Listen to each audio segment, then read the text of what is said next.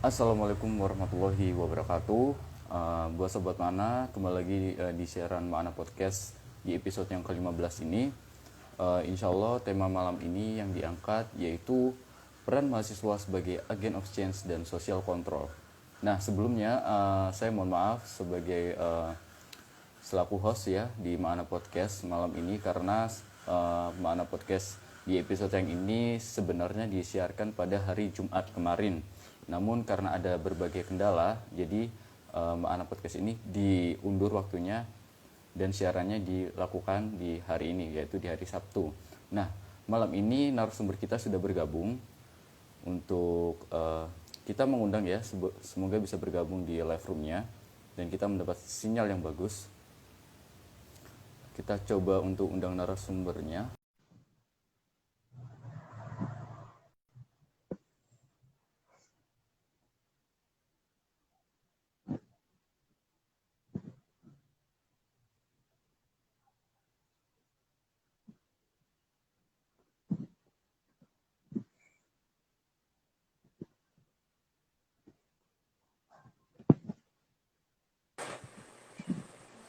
Kelas. Nah, kita sudah terhubung dengan Mas Zaki, narasumber kita malam ini. Assalamualaikum Mas Zaki. Waalaikumsalam. Suaranya masuk ya saya? Alhamdulillah masuk Mas, jelas gambar suaranya jelas. Ini suara saya sama gambar saya jelas nggak Mas? Jelas. Mantap. Mas Zaki, sebelumnya aku mohon maaf ya, kemarin siarannya sempat diundur di hari ini, karena siarannya ini sebenarnya hari Jumat kemarin. Gimana Mas kabarnya? Alhamdulillah sehat lah. Ini sorry ya, begonya berantakan. Lagi berantakan semua kamarnya. Gak apa-apa Mas, gak apa-apa. Santai aja. Gimana kabar istri sama anak? Alhamdulillah sehat. Ini baru selesai keluar tadi. Ngisi di daerah Sidoarjo. Wah, aktivitasnya luar biasa sekali ya. Selain sebagai seorang sosok ayah, gitu juga harus bisa menjadi peran penting untuk masyarakat dan teman-teman lainnya gitu. Oke Mas. Masih muda. Wih, masih muda ya, masih muda walaupun sudah punya anak, tapi semangatnya semangat muda ini. Ya. Ya inilah salah satu yang menjadi favorit saya ketika saya mengundang Mas Zaki itu, yaitu semangatnya itu masih ada, terus bergerak untuk masyarakat, untuk teman-teman itu selalu totalitas gitu. Kalau yang saya lihat ya. Amin. Nah, oke Mas. Jadi untuk pembahasan malam ini itu mengangkat tema peran mahasiswa nih, peran mahasiswa sebagai agen of change dan social control. Nah, mungkin dari Sobat Mana ya bertanya-tanya gitu, mengapa mahasiswa ini disebut sebagai agen of change? Selain sebagai agen of change juga disebut sebagai social control. Nah, mungkin ada pemaparan sedikit dari Mas Zaki terkait topik pembicaraan kita malam ini. Aku coba untuk ngobrol secara simpel aja sih. Kenapa kemudian dibilang agent of change gitu kan? Kalau melihat sejarahnya sebenarnya itu berangkat dari pemuda itu kan salah satu agen perubahan gitu kan. Setiap perubahan zaman, setiap revolusi, reformasi atau sebuah transformasi sosial itu selalu diinisiasi oleh anak muda. Kita nggak bisa bohong soal itu gitu kan. Itu fakta udah. Dan mungkin kemudian kenapa mahasiswa? Karena mahasiswa itu mewakili kelompok anak muda yang terdidik secara akademis. Biasalah anak kuliahan gitu kan. Mahasiswa, namanya juga mahasiswa yang dimahakan atas kesiswaannya. Kalau kata Cak Nun begitu. Jadi oleh karena itu mahasiswa itu selalu identik dengan perubahan. Terus juga sebagai mahasiswa, sebagai pembelajar, sebagai pendidik, itu tentu kita memegang value moral, norma yang berlaku di masyarakat, dan itu selalu kita sebagai mahasiswa perlu menyampaikan secara vokal gitu kan. Jadi jangan sampai nilai-nilai luhur yang telah ada sejak zaman dahulu di Indonesia, yang telah diajarkan oleh para leluhur kita, itu kemudian sirna oleh perubahan. Itu sih yang aku pahami sebagai agent of change dan social control gitu. Oke. Untuk apa ya Mas ya? Ketika ini kan di era pandemi seperti ini ya, di era pandemi seperti ini mengingat juga teman-teman yang maban ya, yang mahasiswa baru tentunya Jadi ada apa namanya jarak gitu ya dari lulusan SMA langsung masuk ke dunia mahasiswa nih. Mungkin ada apa ya kayak tips dan trik buat teman-teman ini yang mahasiswa baru ini gimana adaptasi ya, adaptasi langsung untuk ini menumbuhkan apa ya agent of change-nya ini, peran ke masyarakat, ke lingkungan atau dan lain sebagainya seperti itu. Kalau dari apa namanya dari penglihatanku ya, sudut pandangku sendiri itu sebenarnya pelajar sekarang itu sangat-sangat berbeda karakteristiknya dibandingkan zamanku ya. Aku lulus itu, Ya, aku masuk kuliah tahun 2011. Adikku sekarang kelas 3 SMA. Aku melihat bagaimana kemudian adikku itu dan teman-teman SMA lainnya itu tumbuh dengan apa ya, natifnya itu dengan teknologi gitu kan, dengan perubahan yang cepat dan sebagainya. Mereka natif lah, masyarakat yang emang tumbuh dan berkembang bersama teknologi gitu kan. Jadi tentu sangat beda sama zamanku. Kamu aja lebih melek dibanding aku gitu kan soal teknologi gitu kan. Lah, tentu kemudian anak-anak SMA ini sebenarnya yang perlu untuk diadaptasikan adalah bahwasanya kuliah itu berbeda dengan SMA, lebih punya lebih bebas gitu kan. Kamu mau kuliah nggak kuliah hakmu gitu kan, kamu mau iya, ikut apa namanya ikut organisasi atau enggak itu hakmu, kamu mau nggak kamu ngerjain tugas enggak itu serah kalian lah. Justru kuliah itu mengajarkan kita disiplin lah. Sebagai anak SMA yang beranjak ke mahasiswa itu ada sebuah nilai-nilai kehidupan yang akan kita dapatkan lebih banyak ketika kuliah. Jadi kalau hmm, SMA kan cuma semua kan by control gitu kan, by order. Tapi kalau kuliah itu adalah kita menentukan nasib kita sendiri sih. Mau jadi orang besar, mau jadi orang sukses, hmm, atau jadi orang yang gitu-gitu aja itu hak kita sendiri sih. Itu kita sendiri nentuin lah. Itu bagiku sebuah prinsip sederhana yang kita harus miliki ketika kuliah. hmm. Bagus, bagus. Jadi penyampaian luar biasa ya oleh Mas Zaki tadi. Jadi ketika kita di kuliah, di bangku perkuliahan itu yang mengkontrol, yang mengendalikan itu kita ya, kita sendiri ya, bukan Iya. orang lain gitu. Jadi Jadi kita di tentunya kalau transisi ya. pengen kalau pengen ngerubah ya yang dirubah dirinya sendiri dulu gitu loh. Jadi kalau Hmm, mau agent of change, sebelum kita ngerubah orang lain, sebelum kita pengen ngerubah suatu hal, maka yang perlu di change duluan adalah diri kita sendiri sebagai orang yang pernah SMA, kemudian beranjak ke ke kuliah. Itu yang perlu dirubah sih, mindsetnya juga. oh, jadi sebelum kita mendapatkan ini social control, berarti awalnya ini agent of change-nya dulu ya. Kita harus Iya, merubah tadi ya. Ketika iya, kita bisa merubah merubah, justru. oke. Jadi nanti ketika kita bisa merubah, efeknya apa nih? Kalau misalkan positif, berarti kita harus bisa mengendalikan nih. Itu yang namanya social control ya, Mas ya. Yang didapat dari social Ya, control itu tersendiri ya. kalau bagiku ya, social control itu lebih kayak semacam konsep di mana kita sebagai mahasiswa, sebagai pemuda itu memiliki tanggung jawab memastikan masyarakat kita itu masyarakat yang bernorma, punya Hmm. value, kemudian tentunya juga masyarakat yang sejahtera ya, secara welfare-nya dia sejahtera, dia kemudian juga kemandiriannya ada, itu sih. Hmm. Tapi mengingat juga peran mahasiswa ini juga karakteristik ya. Kita kita melihat dari karakteristik para mahasiswa gitu ya. Kalau misalkan yang aktif, mungkin agent of change yang didapat mungkin transisi dari SMA ke kuliah mungkin cepat ya. Tapi ketika Hmm. ada misalkan nih ada mahasiswa atau mempunyai karakter yang ibaratnya seperti introvert, itu gimana Mas? Secara mungkin ada tips dan triknya gitu bagi kayak tidak ada kepercayaan dirian itu loh dari apakah aku bisa nih merubah diri aku, apakah bisa aku menjadi social control sepertinya. Maksudku ada orang yang kurang aktif atau seperti apa?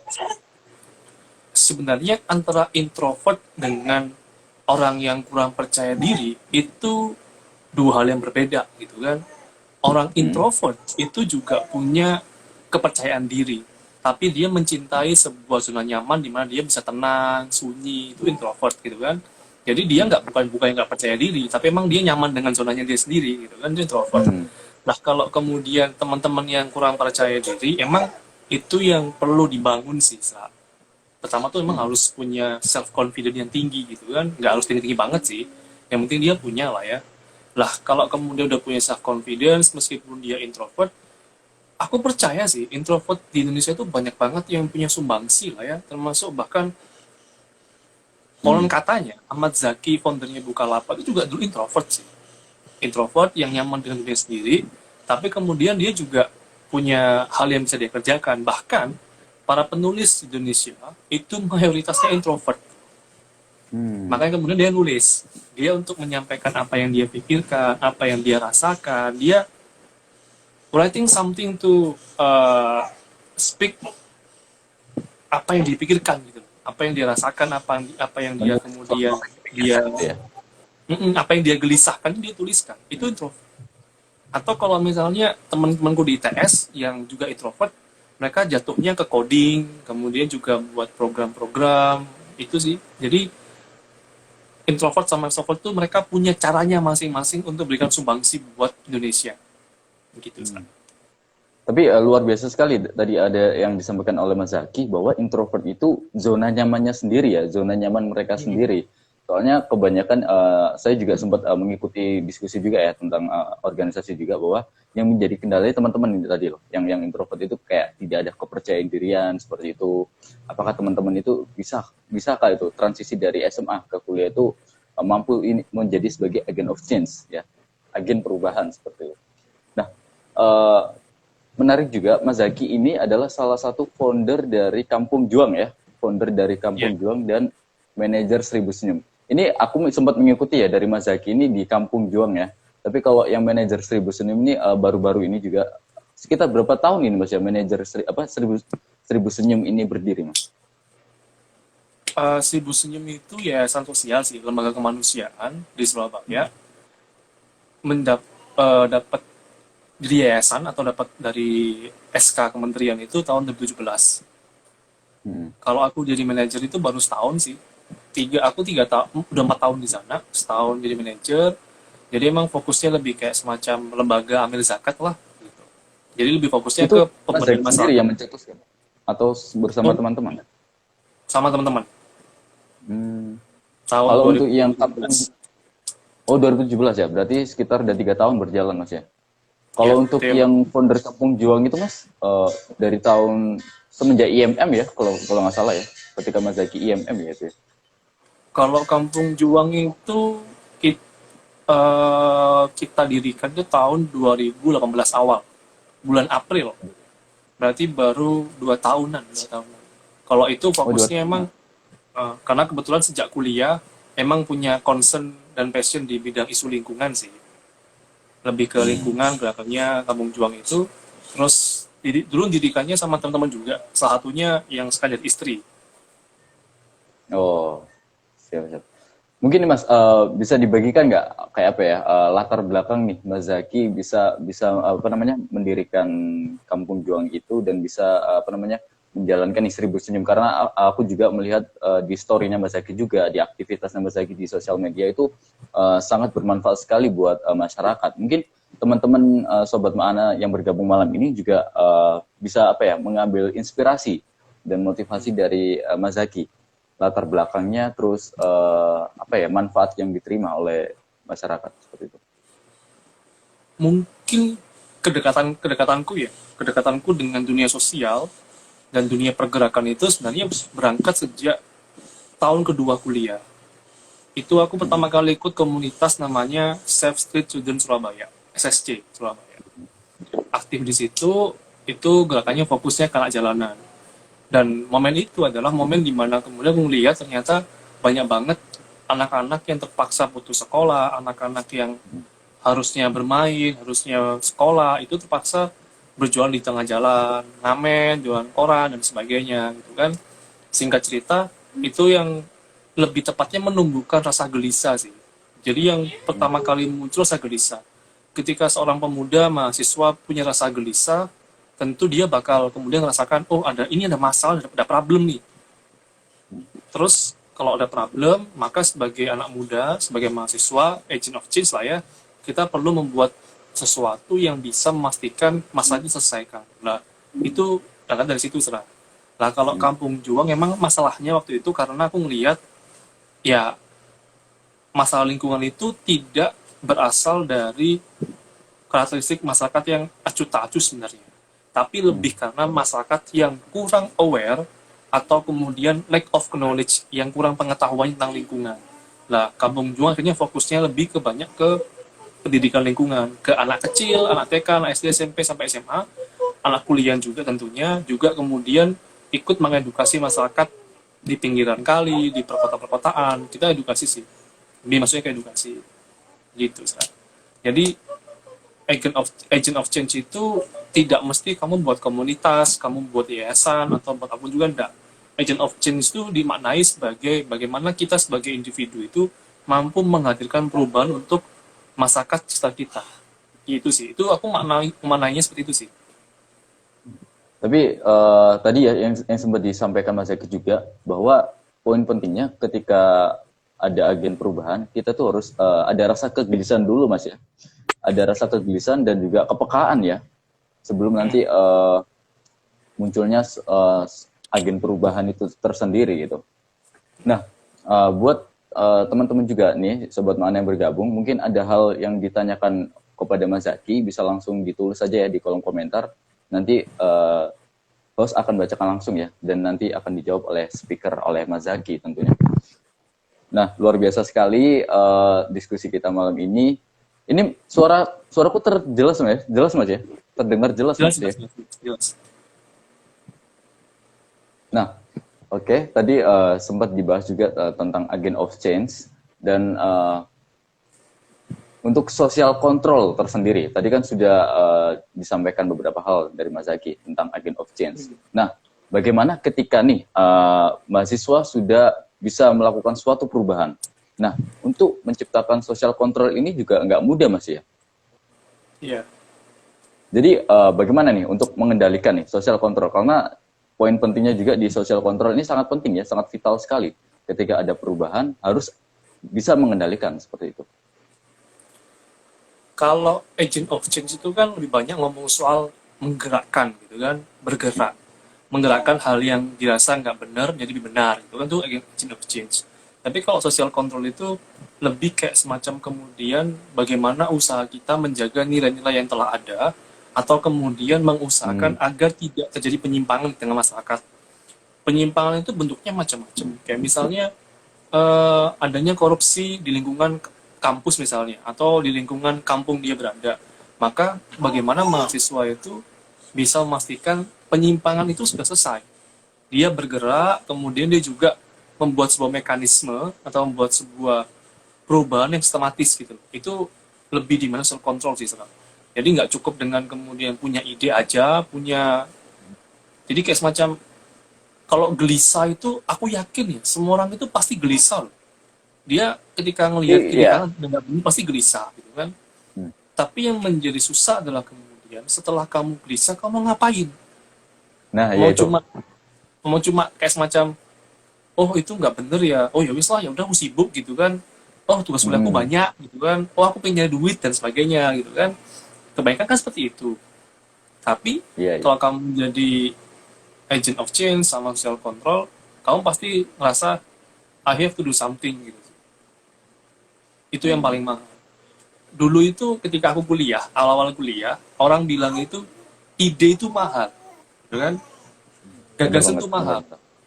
Tapi hari ini, di mana kita hidup sekarang, ide itu murah. Gagasan itu murah. Yang mahal itu actionnya. Oh, iya. Actionnya. Zaman berubah, nilai juga berubah sih. Kayak gitu. Oke. Jadi menarik juga nih pembahasannya. Jadi ide itu semakin murah dan action itu mahal. Iya. Nah, ini maksud dari mahal ini seperti apa, Mas? Karena banyak orang yang punya ide nggak mau ngerjain, kan? Udah gitu aja. Oh. Kayak misalnya kita kuliah lah, kita kuliah. Iya. Kita tahu kita KKN lah ya, KKN, PKM, atau apapun juga lah ya. Kita semua mahasiswa itu punya ide masing-masing yang luar biasa besar, gitu kan. Tapi ketika diminta untuk eksekusi lah, konse lah. Nah, iya. Kayak gitu. Ada faktor gengsi juga pasti ya. Ketika ada mungkin kurang kepercayaan dirian juga Mas ya. Kurang tumbuhnya percaya diri itu mungkin action. Iya, itu bisa. Karena teman-temanku beberapa orang itu ngerasa aku nggak percaya diri kalau aku bisa ngerjain itu. Lah, itulah pentingnya punya mentor. punya mentor role ada. model ini pentingnya punya mentor, punya role model yang bisa dicontoh itu menurutku ya itu bisa banget untuk memotivasi kita selalu sih. Oke. Ya, tadi juga sempat dibahas oleh Mas Zaki bahwa tadi apa namanya anak muda atau mahasiswa zaman sekarang itu ketika ada kegelisahan itu bingung mau ngapain. Bahkan di era-era sekarang ini kebanyakan kalau gelisah itu ujung-ujungnya tuh galau dan bingung yang dipikirkan itu apa, actionnya itu seperti apa. Nah, berarti ketika sudah ada rasa kegelisahan itu, ketika kita sudah bisa melakukan action, berarti secara nggak langsung kita sudah bisa melakukan social control sendiri, Mas ya? Ya bisa. Sebenarnya social control itu kalau dalam agama kita ya, pendidikan paling baik adalah pemberian contoh, gitu kan? Pendidikan paling baik adalah memberikan contoh yang baik, gitu kan? Kita itu kalau pengen jadi social control bisa diawali dengan kemudian contoh ya sederhana. Kalau lampu merah berhentilah sebelum zebra cross. Percaya nggak percaya, ketika orang pertama yang tiba di lampu merah dia berhenti sebelum zebra cross, itu kebanyakan orang setelah dia itu bakal berhenti juga sebelum zebra cross. Tapi ketika orang pertama sudah melewati garis zebra cross, itu yang lain pasti ngikutin gitu loh. Itu hal simpelnya begitu sih, Sra. Jadi kayak semacam cukup dengan kau memberikan contoh yang baik, orang lain akan mengikuti kok, meskipun pelan-pelan. Begitu, Sra. Ya, iya benar banget ya. Jadi contoh kecil yang di lampu merah itu kan juga ketika berhenti di setelah zebra cross itu juga menjadi apa ya, tidak tertib lalu lintas seperti itu. Ya. Bahkan ketika jangankan di zebra cross nih Mas, ketika kita melihat di tikungan saja ketika ada orang nyebrang gitu kan, kalau misalkan di apa namanya di luar negeri itu biasanya mobil itu berhenti dulu, yang diutamakan pejalan kakinya nih. Nah tapi kalau misalkan di Indonesia itu random sih, kadang ada yang berhenti, kadang pokoknya gas aja lah. Gaspol Bu. Ya, Indonesia gaspol gitu ya. Tarik sis gitulah istilahnya di zaman sekarang gitu ya. Ya itu problematika sih. Menurutku itu culture yang ya susah dirubah tapi ada harapan lah masih. Nah, ini salah satu agen of change sebenarnya. Di adanya rasa kegelisahan ini ya di apa namanya? Contoh kasus yang kita bahas ini mungkin juga menjadi teman-teman agen perubahan dan juga peran mahasiswa nih, bagaimana kita bisa melakukan suatu perubahan dan mengendalikan social control itu tersendiri. Karena tadi sudah disampaikan oleh Mas Zaki bahwa keduanya ini tuh berarti saling berkaitan Mas ya, antara agen of change dan social control tersendiri. Tidak bisa agen of change tersendiri dan social control itu tersendiri karena ada energi positif yang saling berkait. Seperti magnet lah, kurang lebih ya, seperti magnet itu sendiri. Ya kayak demo itu kan juga bagian social control, demonstrasi. Karena tapi ketika ada provokasi itu bagaimana Mas? Demo iya ada sisi positif. Hal yang berbeda sih.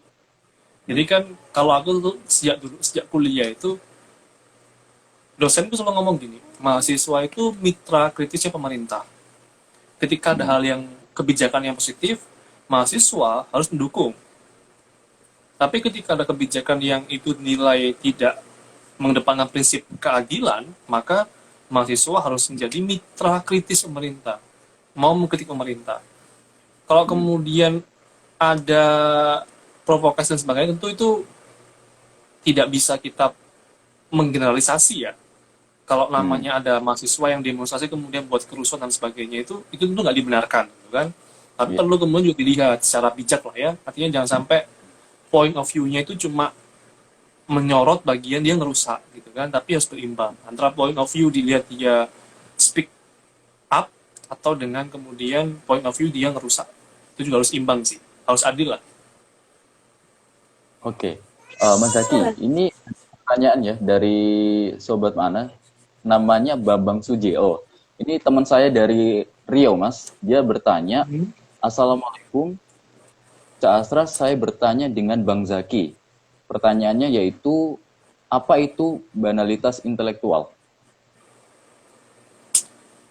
Seperti itu pertanyaan. Banalitas intelektual. Safi Ma'ruf itu, kalau kalian ingat ya, Buya itu pernah dihabisi sama orang Indonesia, sama banyak masyarakat, ketika Buya itu masuk ke istana menjadi penasehat istana lah ya.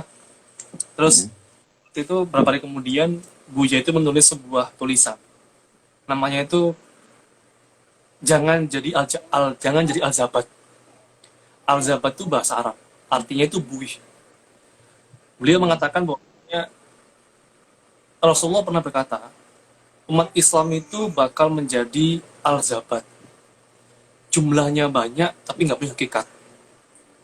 Jadi buih kan banyak tapi nggak apa ya, tidak kerasa gitu kan. Karena waktu itu adalah Rasul mengingatkan semakin banyak jumlah kualitas umat Islam, semakin banyak jumlah kuantitasnya umat Islam itu tidak diikuti oleh kualitasnya, ya kan? Lah, banalitas tuh ngomong soal kemudian kondisi di mana ada kemunduran, pendangkalan atau kemudian kemerosotan yang tanpa disadari tentang sisi intelektualis kita, gitu kan? Jadi kayak semacam kita itu berlomba-lomba masuk kampus semua masuk kampus gitu kan, pengen dapat ijazah, tapi lupa ada sebuah prinsip yang perlu kita kedepankan, itu intelektualitas gitu kan. Nah, tak pikir kalau aku bilang sekarang fenomena itu ada apa enggak, tentu ada gitu kan, tapi masih banyak juga mahasiswa yang mengedepankan intelektualitasnya, juga mengedepankan nilai-nilai luhur yang dia percayai sih. Aku gitu sih, Serang. Yang aku pahami loh ya. Oke, jadi semakin banyaknya kuantitas tadi, tapi tidak terasa impact-nya, Mas ya? Ya. Atau kalau bahasa lebih kasar lagi sih ya, bahasa lebih kasar itu ada yang bilang kayak semacam, aku lupa toko siapa yang ngomong itu, orang yang mendustakan pengetahuan atau orang yang melacurkan pengetahuan itu adalah orang-orang yang melakukan onani intelektual lah.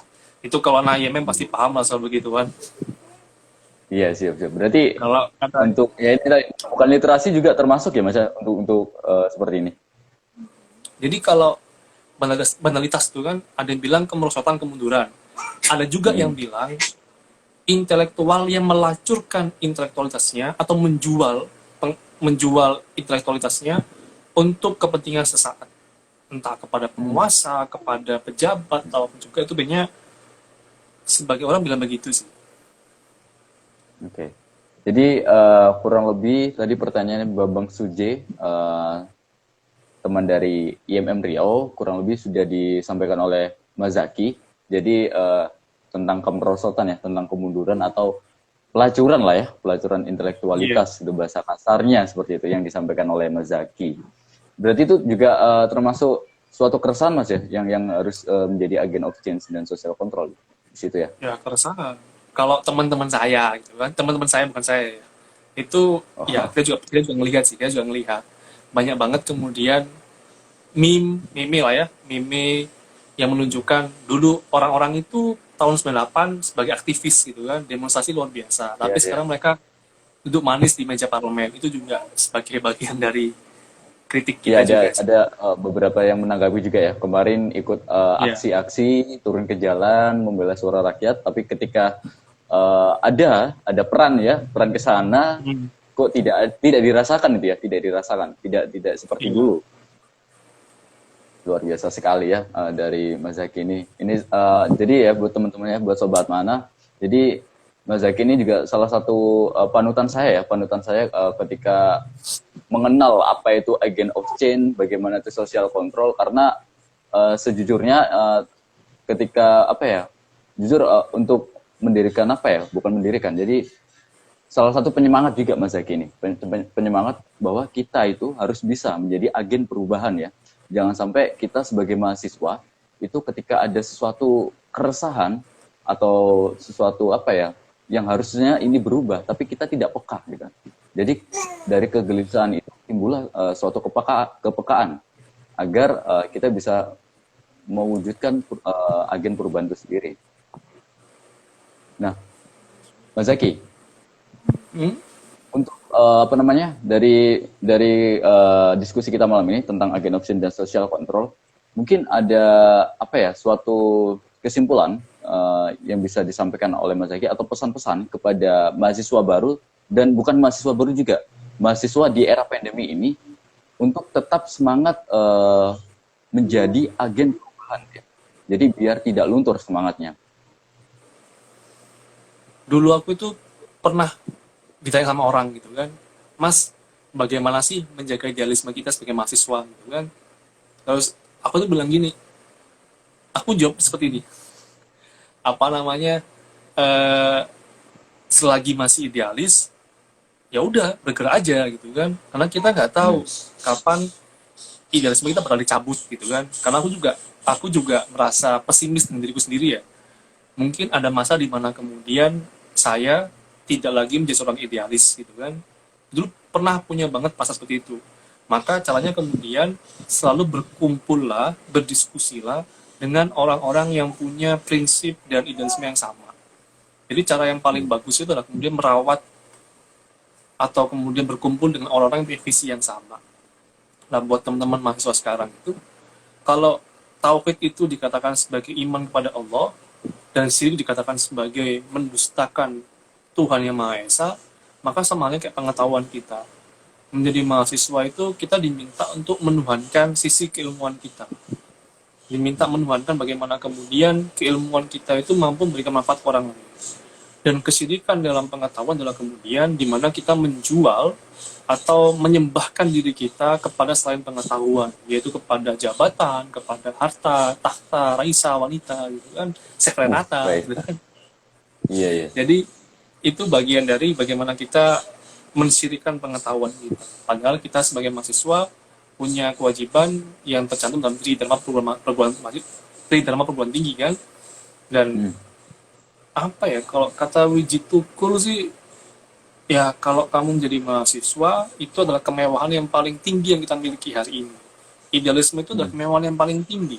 Jadi selagi idealisme, jaga itu baik-baik, rawat itu baik-baik, karena kita nggak tahu kapan itu akan hilang. Gitu sih. Oke. Luar biasa yang disampaikan pemaparan oleh Mas Zaki, bahwasanya tadi ya sudah banyak hal ya yang disampaikan oleh Mas Zaki tentang tema kita malam ini, peran mahasiswa sebagai agen of change dan social control.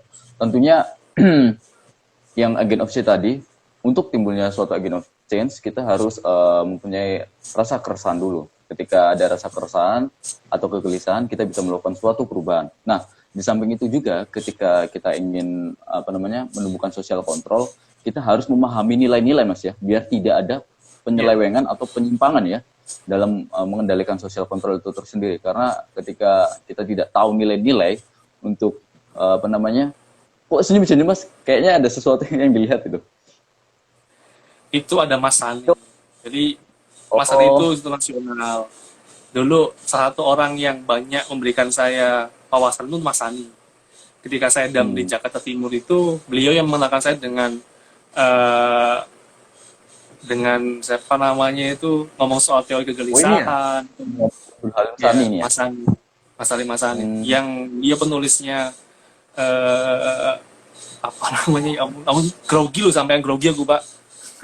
Iya tadi kok, makanya ketika saya kok sempat salting gitu ketika ada nama Mas Sani seperti ini. Saya tuh langsung grogi Pak. Karena beliau lah kemudian yang dulu banyak mengajarkan saya sih soal keislaman sih. Oh, soal keislaman. Nah, itu tadi ya buat Sobat Makna, salah satu bisa menjadi motivasi dan inspirasi ya buat kalian semua, bagaimana kita ingin menjadi agen of change dan social control. Dan buat teman-teman yang memang dirinya itu merasa introvert atau apapun lah, atau tidak ada kepercayaan diri, jangan sampai meng-underestimatekan diri kalian, karena yang dibilangkan Mas Zaki tadi, bahwa introvert itu mereka yang mempunyai zona nyaman tersendiri. Dan dari sisi zona nyaman itu, kalian tetap bisa untuk melakukan agen of change itu tersendiri. Nah, ketika kalian sudah melakukan suatu perubahan, paling nggak kita harus melakukan perubahan di lingkungan kecil dulu Mas ya, sebelum kita melakukan di lingkungan yang besar ya. Nah, untuk ketika kita sudah bisa melakukan itu, kita bisa melakukan social control. Seperti tadi yang saya sampaikan, bahwa social control dapat dilakukan ketika kita bisa memahami nilai-nilai itu tersendiri atau nilai luhur lah ya, biar tidak ada penyimpangan dan penyelewengan dalam melakukan aksinya. Tapi ya itu tadi ya yang disampaikan Mas Zaki juga, ide itu semakin murah dan actionnya yang semakin mahal untuk di era-era sekarang. Dan itu bisa menjadi suatu agent of change buat teman-teman. Bagaimana ketika kita memiliki ide, jangan sampai kita tidak percaya diri atau sungkan-sungkan lah ya dalam bahasa Jawanya untuk melakukan aksi. Karena aksi itu memang sangat dibutuhkan oleh masyarakat di era-era seperti ini. Mas Zaki, nggak terasa ini podcastnya juga udah mau selesai. Aku minta maaf ketika kemarin sempat diundur jadwal podcastnya. Terima kasih sudah mampir di Mana Podcast dan berbagi ilmu buat teman-teman. Sehat selalu buat Mas Zaki. Salam buat Mbak Novi ya, Mbak Novi dan anaknya juga. Semoga sehat selalu. Iya, kayaknya lagi gendong. Kayaknya tadi lihat-lihat ke kiri terusnya kayaknya lagi ngawasin juga. Karena Mas Zaki ini juga sebagai suami siaga ya. Kalau aku mandangnya sebagai suami siaga. Karena inilah salah satu panutan atau inspirasi buat teman-teman. Mas Zaki ini juga seorang aktivis juga dan sebagai seorang suami, dan dia juga beliau ini juga sebagai agen sebagai apa tadi aku lupa. Karena Mas Zaki senyum ini buat aku salting soalnya. Tadi sempat senyum-senyum. Oh, dia salting ini. Iya. Jadi sebagai suami siaga seperti itu ya. Mas, itu aja Mas ya. Mungkin nanti lain waktu bisa disambung lagi sesi diskusinya.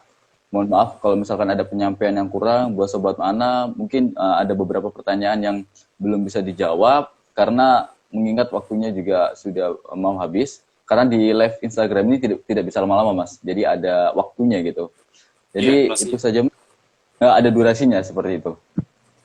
Itu saja untuk malam ini di episode yang ke-15 di Mana Podcast tentang topik pembicaraan yaitu peran mahasiswa sebagai agen of change dan social control.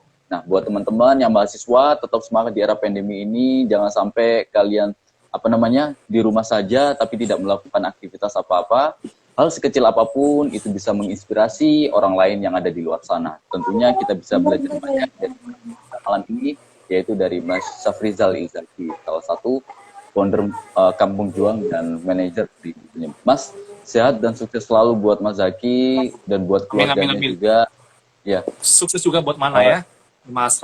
Siap, ya siap. Ini Insya Allah aku siarannya selanjutnya nggak di Surabaya Mas. Jadi Insya Allah besok Insya Allah aku langsung ke Jakarta. Soalnya ada project juga di sana.